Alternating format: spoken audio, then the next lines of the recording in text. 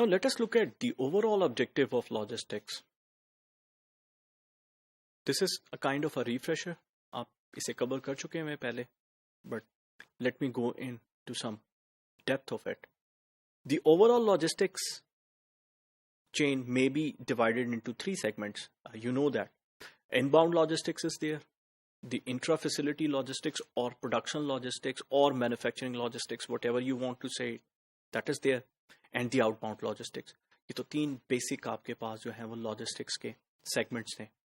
Inbound from your supplier to your plant or manufacturer. Then you would have the manufacturing interface, manufacturing or intra-facility segment. You can call it the production logistics as well. Then जो आपकी manufacturing से related activities हैं. Then after that you would have the outbound logistics, the activities, logistical activities that would be involved in taking your product from the manufacturing plant to the end customer. तो ये तो वो तीन segments थे जो logistics, basic logistics को जो है वो cover कर रहे थे. Let us look at this diagram. आपके पास logistics में you were serving the two P's, right? जो two P's थे आपके पास that were related to place and time. So आपके पास ये दोनों P's जो हैं वो सर्व होंगे तो logistical activity would be efficient and effective. What I mean to say, let us take an example from this figure.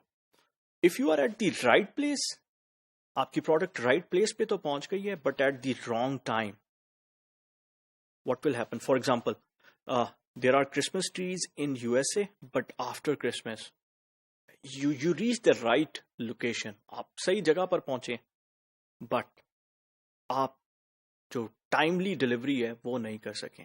Not right. That is, you are not being able to serve the two P's. आप दोनों P's को satisfy नहीं कर सके. Now, you could have a wrong place and a wrong time. Now, that would be the worst situation. आप ना तो सही जगह पर अपनी प्रोडक्ट को डिलीवर कर सकें जहां पर उसकी डिमांड थी और ना ही जो है वो टाइमली डिलीवर कर सके. ऑफ कोर्स पहली जैसे एग्जांपल पे उसी को अगर let me narrate it. So Christmas trees in Iraq after Christmas. Iraq suppose to be a Muslim country. Christmas trees demand शायद उतनी ज्यादा ना हो, बहुत कम लोग हों वहां पे क्रिश्चियंस. एंड आफ्टर क्रिसमस तो आप wrong place at the wrong time पहुंच गए. Then you would be at the wrong place at the right time. आप timely deliver तो कर गए, but not at the place where your demand is. So Christmas trees in Iraq, that means a wrong place. On between November 25th to December 24th. Of course, आपने right time पर deliver तो किया, but at the wrong location. Wrong location से मुराद क्या होती है? ये तो explicitly एक ऐसी location है जो आप खुद कह सकते हैं कि that is the wrong location. Wrong location वो भी है जहां पर आपकी डिमांड कम है and you are serving more of your inventory there. आप अपनी ज्यादा इन्वेंट्री को उधर भेज रहे हैं, तो वो भी आपके पास इसी में कवर होगी. There are 7 rights of logistics which we will cover in the coming sessions. तो यू विल सी दैट कि right quantity at the right place भी जो है वो बहुत इंपॉर्टेंट है. It is one of the rights. Then the best situation would be you are at the right place at the right time. What does it mean? From our example, Christmas trees are in USA during November 25th to December 24th. Christmas से पहले आपने जो है वो एक ample time आपने दे दिया जिस पे आपकी right location पर right जगह पर आपकी जो है वो product पहुंच गई है. The basic objective would be कि आप इन दोनों P's को जो है वो properly serve कर रहे हो. यानी basically तो ये दो P जो हैं, yes, there are different components, 7 rights हैं जैसे मैंने बात कर दी. तो but you would be primarily looking at these two P's. So some of the logistic functions actually belong to one of the segments. आपका logistical activity could be belonging to one of these 3 segments. 3 segments आपके पास क्या थे? Inbound logistics, आपकी outbound थी, and of course your production logistics या intra-facility logistics आप उसको कह सकते हैं. Whereas other may span over multiple segments of the supply chain.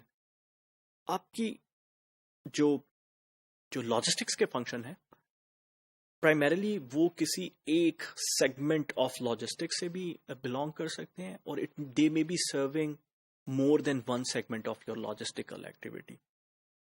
A supply chain for a particular company may have some or all of the entities. उसमें जरूरी नहीं है कि किसी भी एक supply chain में आपके पास inbound, outbound और production logistics तीनों मौजूद हों.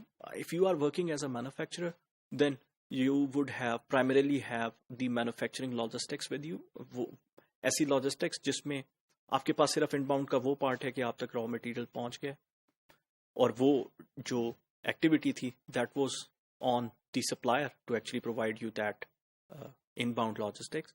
Then your function would be to manufacture it. तो मैन्युफैक्चरिंग से रिलेटेड जितनी भी लॉजिस्टिकल एक्टिविटीज हैं और उसको फिर आउटबाउंड के लिए लेके जाने के लिए that might be your forte. ये आपका काम हो सकता है.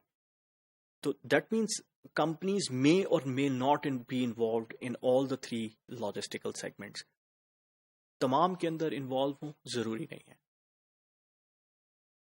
Let us look at a figure ताकि आपको जरा ज्यादा क्लैरिटी हो जाए. You have a vendor or a supplier, then you have a plant, then you have the customers. एक typical 3-level supply chain is there. Now, inbound logistics would be from your vendor to the plant. What does it involve? It might involve a warehouse. एक warehouse इसमें involve हो सकता है. That would be storing the raw material before being used or consumed by the plant. आपके manufacturing plant में इस्तेमाल होने से पहले हो सकता है उस रॉ मटेरियल को आप वेयरहाउस में स्टोर करें. Why would you be doing it? Before time, it's a common practice. Reason being, cost effective भी हो सकता है, specially for your EDLP products. ऐसी प्रोडक्ट्स जिनके लिए फोरकास्ट करते हैं और आप मेक टू फोरकास्ट पे बनाते हैं, उनमें warehouses might be common. एक कॉमन एक्टिविटी हो सकती है लॉजिस्टिक्स में between the vendor and a plant. Why? आप बिफोर टाइम बाय करते हैं और उसको स्टोर करते हैं या होल्ड करते हैं, तो the holding cost would be much much smaller than the cost of being producing it at the time when it was required. यानी आप व्हेन नीडेड और तब उसको बनाना शुरू करेंगे तो that might not be a good manufacturing strategy और good logistical strategy. Reason being कि उस वक्त the cost would be much higher. तो it would be better if I can store it beforehand. मैं स्टोर क्यों कर रहा हूं? क्योंकि मैं उसको फोरकास्ट रिलायबली कर सकता हूं. मैं इस पे स्ट्रेस कर रहा हूं. अगर ऐसी प्रोडक्ट है यानी EDLP एवरीडे लो प्राइस के फिनोमेना पर वो प्रोडक्ट है जो आप मेक टू स्टॉक या मेक टू फोरकास्ट बना सकते हैं, जिसका फोरकास्ट रिलायबल है, तो the vendor and the plant would have intermediate activity that is warehousing. So inbound logistics mein warehousing would be a part of it. Then from your plant would be actually the intra-plant logistics or manufacturing logistics or production logistics, whatever you want to say. Tino nomenclature are commonly used.